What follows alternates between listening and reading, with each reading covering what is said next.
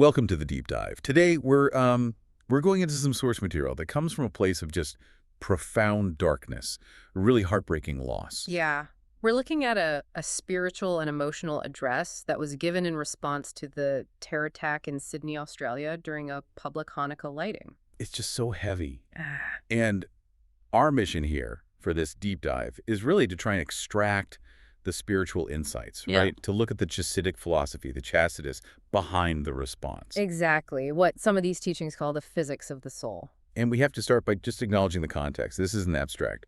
Over 15 holy souls were murdered, led by the emissary there, Rabbi Eli Schlanger, while they were trying to do a mitzvah. A very public mitzvah. And right away, the text we're looking at, it just jumps into this incredible contradiction, this clash of fire versus water. Describe that scene for us. Well, you have this small flickering menorah, a little flame, right on a beach in Australia, next to the vastness of the Pacific Ocean. That ocean represents, the raw power of nature. It's immense. It's chaotic.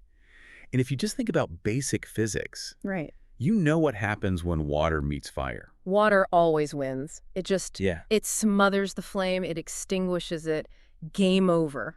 So the terrifying question that this whole tragedy brings up is, can that happen to us? Can the deep, cruel darkness, the waters of pure hatred, extinguish the Jewish flame? And right there, the source material says, you're asking the wrong question, or rather, you're using the wrong science. You can't use conventional physics. You can't. Yeah. It says we have to look at the spiritual resilience that just operates outside of natural law. We're not talking about a candle wick. We have to talk about the physics of the Jewish soul, the neshama. Okay, so when you say the physics of the neshama, what does that actually mean? Is it just a metaphor for spirit? It's more than that in Chasidus. It's seen as an actual piece of the divine, a literal spark. And the key thing is it's not made of matter. So the rules of matter don't apply. The rules are inverse. Water can't put out a fire that isn't physical. In fact, trying to do so, well, it does something else entirely. Let's ground that, because the sources make a really profound point about Jewish law, the halakha, and specifically where you're supposed to light the Hanukkah candles. Yes. This is so important. Think about Shabbat candles. Where do you light them? Inside. On the table, in your home. It's about safety, peace. Shalom Bayit. Peace in the home. It's a sanctuary. Protected. Well, Hanukkah is the opposite. Completely the opposite. It's unique. The commandment is to light them at the entrance of one's home from the outside, on the street. Out in the open. Out in the open. The whole point is to go out, to descend into the darkness, where the wind blows and danger lurks. You're not supposed to stay in your comfort zone. So the role of an emissary, a shliach, like Rabbi Eli, it wasn't just to have a private ceremony. No. The mission is to go precisely where the darkness rules and to declare right there, here burns a divine light. And the goal of the terrorists was the exact opposite of that, to make people so afraid that they'd never do that again, to turn that beach into a place of fear and death. And that's where the spiritual physics kicks in. The enemy thinks like a materialist. They think if I strike a physical candle, it goes out. But a Jewish candle, a neshama. When you try to extinguish it, the opposite happens. The pressure, the attack, it turns the candle into a torch. The enemy just doesn't understand these physics. That idea that violence can actually feed resilience, that's an incredible claim. Is there a precedent for this? Does the source give us an example? It gives us the most chilling and definitive proof you could imagine. The text immediately pivots to a story from the Holocaust. The story of the Blujhover Rebbe. So we're going to Bergen-Belsen. We're going to Bergen-Belsen, 1944. It is the deepest darkness humanity has ever known. A place engineered to extinguish not just life, but the soul itself. And what happens there? The Rebbe.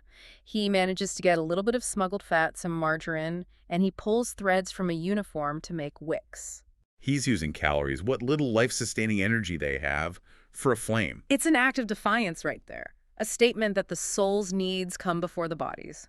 And hundreds of prisoners, the source calls them living skeletons, they gather around him. And he starts the blessings, and the text says he's weeping, as he says the first two, the blessing to light the candle and the one for the miracles. Right. Tears for the pain, but also for the miracle of just having this tiny light in that place. But then he pauses. Before the third blessing. Before the third blessing. Shiachianu. Which means, thank you, God, for keeping us alive to reach this time. How do you say that in a death camp? Surrounded by horror, starvation, murder, how can you thank God for letting you reach this time, this place?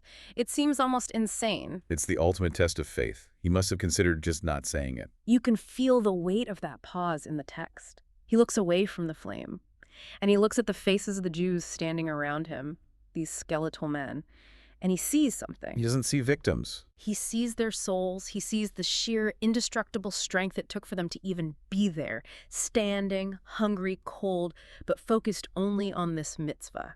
And with that, he doesn't just say the blessing. He shouts it. He shouts it. Shehetchianu, defiantly.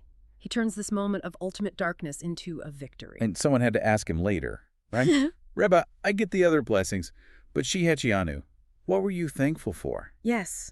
And his answer is the lesson. It's the whole point. He said, the blessing wasn't for the circumstance. Of course not. It wasn't for the camp. So what was it for? It was for you, he told the man. It was for the strength I saw in all your faces, for the power of a Jewish soul that even in this hell, its only hunger was to do a mitzvah. Wow. So the blessing was for the resilience itself. For the very existence of that indestructible spiritual fire. That is the physics of the soul. You try to crush it and it flares brighter. And that connects City directly to Bergen-Belsen.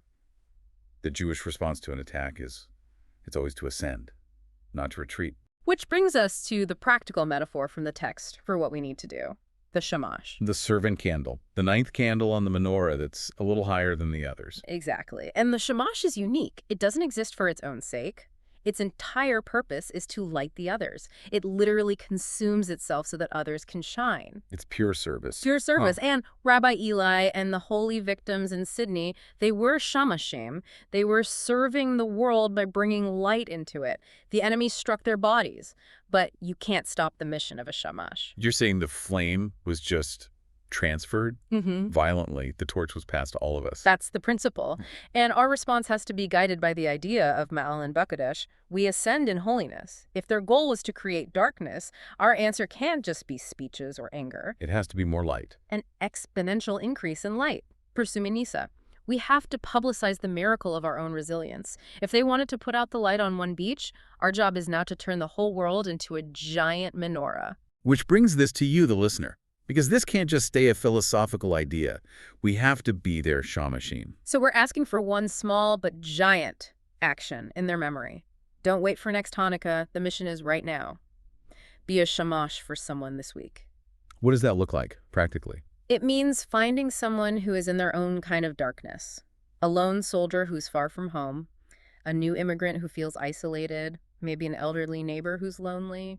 Or just a friend going through a tough time. And the act of light can be simple. So simple. A phone call, an invitation for a meal, or maybe something spiritually concrete.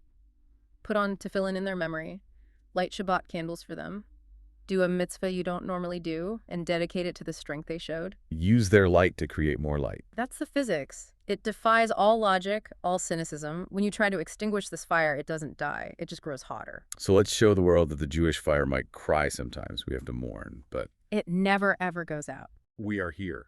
We continue to light. And that single flame is stronger than the whole ocean. And Yisrael Chai.